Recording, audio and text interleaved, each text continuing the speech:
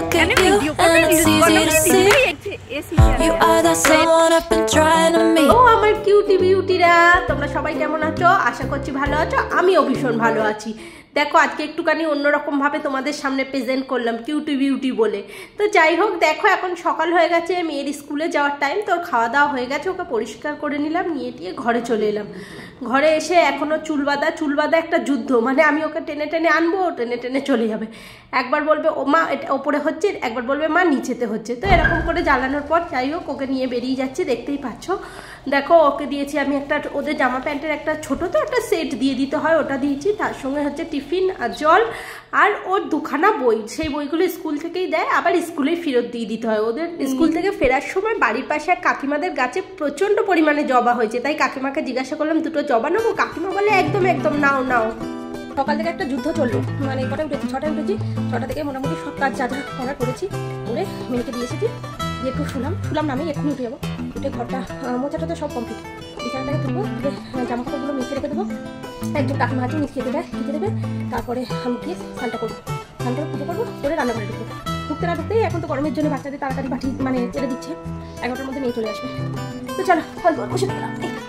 দেখো কাজ হয়ে গেছে, হয়ে গিয়ে এইদিকে হচ্ছে লাউ শাক আলু দিয়ে পোস্ত বসিয়েছি। আর আজকে কিচ্ছু রান্না নেই, কেন বলে তো কালকে যে পটল আলু দিয়ে মাছের তরকারি করেছিলাম ওটা পুরো রয়ে গেছে, এইদিকে চাটনিও রয়ে গেছে। আর আমি তো খাবো না, বাবির বাবাই খাবে, মানে আমার হাজব্যান্ড খাবে, আর আমি খাবো হচ্ছে দিদিভাইয়ের বাড়ি।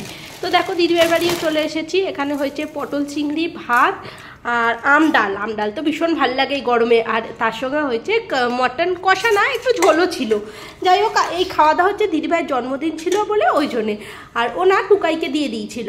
আর এইদিকে দেখো দুরকম মিষ্টিও আছে। আর এটা দেখো সন্ধ্যেবেলার টাইমে যা আজ এসে গেছে, আমরা পঙ্কিরাজ করে চলে যাবো। তোমাদের গাড়িটাকে একটু উঁচু করেছো না অন্য গাড়ি বলে তো এটা?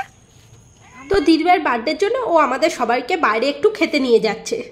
আমি দমদমে থাকি, এত গরম, আমার মেয়েরা বলে গরম, কিন্তু আমি এইখানে যে এসেছি মনে হচ্ছে এসিতে আমি আছি। তো এটা কোথায় সেটা বলো?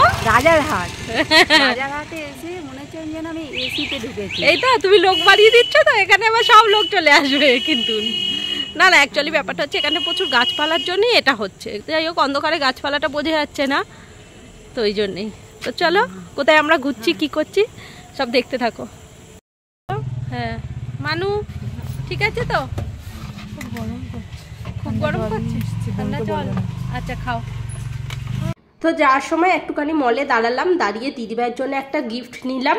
গিফট নেওয়ার পরে সোজা আমরা একটা চায়ের স্টলে দাঁড়িয়ে গেছি, এখানে এসে চা খাচ্ছি। আর বাবির না এইটাকে খুব পিওর একটা খেলনা বলতে পারো, ও দিদির সঙ্গে দুষ্টামি করছে, বারবার ফেলে দিচ্ছে। ও দিদি ওকে বলছে তুই না একদম ফেলবি না, তুই নোংরায় ফেলবি, তুই নোংরাটা আবার মুখে দিবি, যেটা হয়।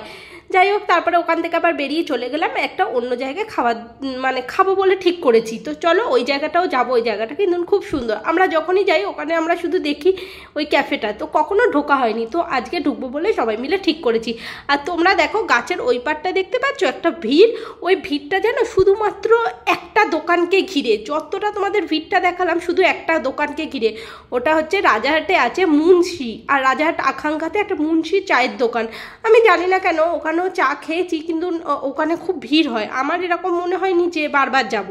তো দেখো আমরা চলে এসেছি ক্যাফেটায় এসে একটা জিনিস জানতে পারলাম যে এই ক্যাফেটা কোনো মানে এমনি ক্যাফে না, নর্মাল ক্যাফে না, এটা নাকি হুক্কা বা কি হুক্কা ক্যাফে এরকম কিছু। তাই ওখান থেকে আমরা বেরিয়ে গেলাম, কারণ ওটা তো আমাদের কাজের জিনিস না, নাহলে আমরা ভেবেছিলাম ওখানটা খুব সুন্দর একটু রিলস বানাবো। ওখানে আর আমরা দাঁড়িয়ে টাইম নষ্ট করিনি, এইদিকে চলে এসেছি। দেখো যেখানটায় বলছিলাম এটা না একটা সুন্দর মাঠ, সেই মাঠটাকে সুন্দরভাবে পরিষ্কার পরিচ্ছন্ন করেছে, বাচ্চাদের চড়বার জন্যে দোলনা, তারপরে যেগুলো বাচ্চারা ভালোবাসে ওই সব রেখেছে। আর আমার দিদির মেয়ে না ওকে খুবই ভালোবাসে, সবসময় বলি, তো ওর বোন যাতে পড়ে না যায় ওই জন্য কোলে করে নিয়ে চাপাচ্ছে, আবার ঝগড়াও করছে দুজনে মিলে। ও একবার বলছে আমি চাপবো, ও বলছে আমি চাপবো। তো যাই হোক ওখানে খুব সুন্দর করে স্টলগুলো সাজানো আছে খাবারের, ওখানে খেতে চলে গেলাম। এখানে দেখো ফিশ বল দারুণ ছিল, চাউমিনটাও খুব সুন্দর ছিল। আর তারপরে নিয়েছিলাম আমরা পিৎজা, একটা যেন মশালা কোল্ড ড্রিঙ্কস দিয়েছিল। এটা না বন্ধুরা দারুণ খেতে, তোমরা যদি কেউ কখনো যাও এটা অবশ্যই চেষ্টা করো খাওয়ার, খুব ভালো। আর এটা কোথায় তাও বলে দিচ্ছি, এটা ওই আকাঙ্ক্ষাতেই। আর এইদিকে হচ্ছে ভাবি খুব মানে ছুটে ছুটে খেলছে, এরকম খোলা মাঠ পেয়েছে তো, যতই হোক বাড়ির আর বাইরের দুটোর মধ্যে তফাৎ আছে দেখবে। আর দেখো এখানে চলে এসেছে পিৎজা। এই পিৎজাটা কিন্তু ওই ক্যাফের নিজস্ব, একদম নিজের হাতে বানায়। ক্যাফে বলতে আমি ওই ছোটো স্টলগুলোর কথা বলছি। আর দেখো এখানে দিদিভাই নিয়েছে ফিশ ফ্রাই, আর ভেতরের মাছটা না একদম সলিড ছিল আর খুবই সুন্দর ছিল। তো এখান থেকে এবার চলে যাচ্ছি, যেতে যেতে আমরা দেখতে পেয়ে গেলাম নন্দিনীদির হোটেল।